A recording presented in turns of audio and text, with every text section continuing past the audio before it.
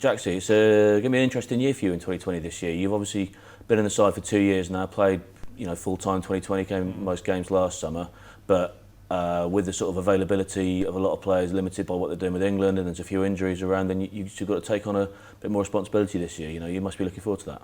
Yeah, definitely. There's going to be a lot of opportunities this year. We've already seen that in the Championship with a lot of young players making their debuts, and just probably the average age of the teams have been very low. So similar this year with no Jason, Sam and Tom aren't going to be around that much. Don't know what's going to happen with some of the test guys coming back, etc. So there are going to be opportunities for a lot of players and some extra responsibility for me, hopefully at the top of the order. Because in the last few years I've got off to good starts, and this year will be the time for me to kick on and put in match-winning performances. Yeah, talk to me about the last couple of years coming through.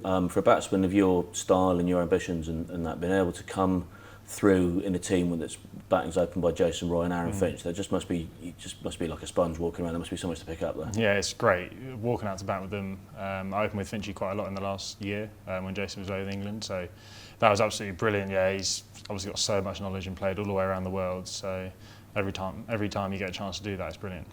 And yeah, Jason as well. Obviously, you've seen your netting in the indoor school with him over the winter. He's really generous with his experience, isn't he? And have you found him as someone to sort of learn off? Yeah, he's great. He's got so much incredible natural talent.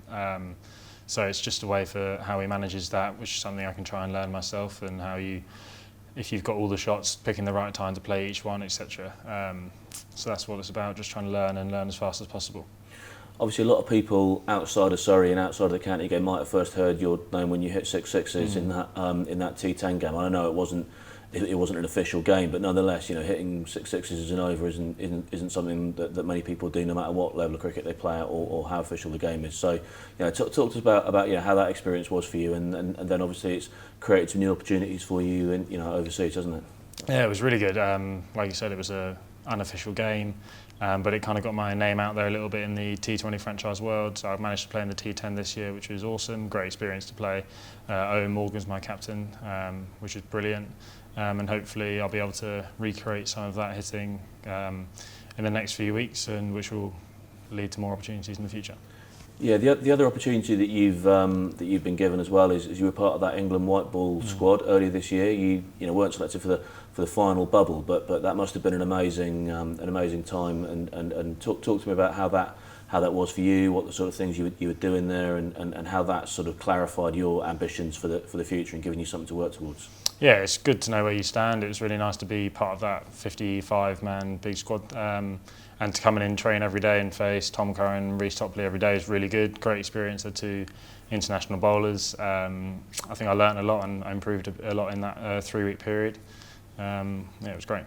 And then obviously it's good to know that your name is known in the England selection circles, and really does that give you something more to work towards? I mean, clearly the motivation is to win the 2020 and do as well you can for Surrey, but if you have a great summer in 2020, you score 500-600 runs in the competition, average 50 or whatever, then clearly that's just going to underscore your name, isn't it? Yeah, motivation is always there.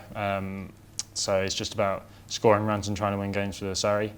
Yeah, that's it. As a young player, final question, as a young player coming through, you obviously were sort of thrust into the lion's den almost in terms of like playing in front of crowds, 25,000, you hadn't played very many games for Surrey and you were coming out and there were 25,000 people watching you and you were exciting them with the way you were batting.